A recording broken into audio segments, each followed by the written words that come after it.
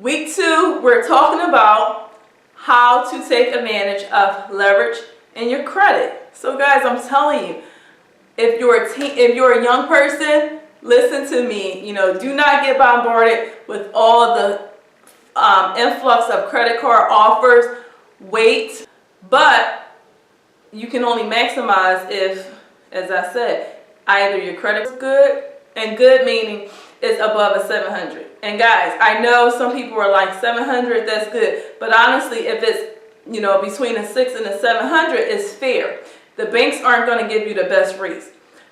To actually have excellent credit, you need to have a credit score above 750. So many people are willing to borrow money on a credit card and go shopping, take a trip somewhere that they couldn't afford, that they knew they weren't able to afford, which is why they use their credit card. But how many of you guys are willing in 2017 to go to the bank and try to take out a business loan so you can start your own business? A lot of you guys hate your jobs. You've been going there every day, and when you get there, you're looking at the clock and you're wondering what time or how long it's going to take before you can get out of there. So why not take the opportunity to use leverage, borrow some money from the bank? And I'm telling you, it's not going to be easy, but at least start looking at those opportunities where you can buy an asset, buy a small business.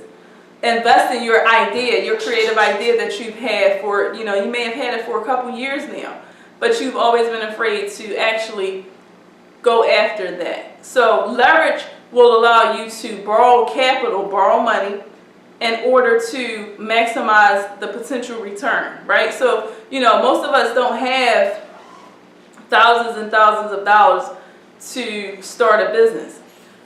So the thing is that when you have established credit, you're able to have such a better opportunity to go to the banks and borrow money, or establish a line of credit. Fortunately, as I was telling you guys before, when my husband started his pet accessories business over in the Caribbean islands, he was actually able to establish a line of credit. And fortunately, we didn't even have to use that because we had enough capital to start. But because his credit score was good, he was still able to walk into the bank and automatically they gave him a line of credit.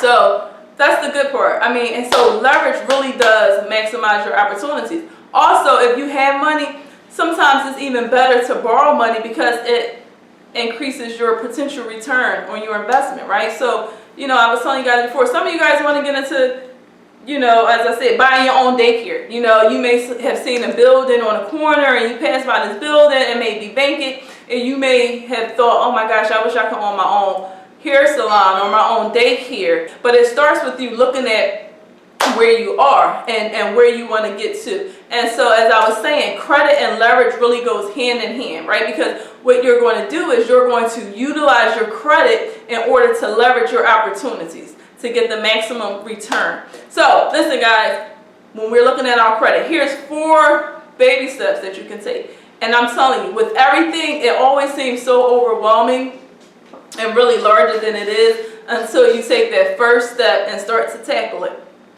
So guys, this week, today, Friday, or use the weekend, Saturday and Sunday, to sit down, get your phone or get your iPad or whatever electronic device you want to use. Step 1, you're going to go on Credit Karma, or they also have other free sites, but you're going to first find out what your score is. And if it's under 700, as bad as it seems, you do have some work to do. And it's not much, it really isn't much, but you have some work to do. The second thing you're going to do, so a lot of people say, oh, I know my score, etc., but what's actually in that? So how can you improve it? So you actually need to get your credit report. So that's step 2. Go online. It literally takes no more than 10 minutes. Get your credit report, and you can actually access annualcreditreport.com. You can access your report free of charge. So now you've already gotten your score, gotten your actual report within a matter of 10 to 15 minutes, right? Then you want to look at your report. And sometimes it can be pages because it's everything from the time that you initially established credit. So when you got your cell phone bill in your name, when you got your cable bill, internet, etc. bills in your name, you know, you were establishing credit. And you may not have thought about it, and a lot of people just skip the bills, got to cut, you know, the service, discontinue. But that credit, you're still liable. So you could have outstanding bills from 5 years ago. And so you want to go through that, and you want to really look at it in detail and see if you agree with some of the balances that you may have that are outstanding. And if you do not agree, you can certainly dispute that charge, write a letter to the credit bureau, you know, etc. But that information is on there, so I'm not going to go into detail. And the fourth thing you want to do is to reach out to that creditor or that lender where you have an outstanding balance to resolve payment, right? So, you know, you can possibly be on a payment schedule if you're not able to pay it off immediately, but you can start with the smaller balances. If you have a lot of things to tackle that are outstanding, start with the smallest balance. That way you feel like, hey, I've checked this off, you dealt with it, and then you can move on to bigger things. And you'll feel good about yourself. You'll feel good that you were able to come one step closer. So until next Friday, let's stay committed to being spiritually, physically, and financially fit. Happy Friday, guys.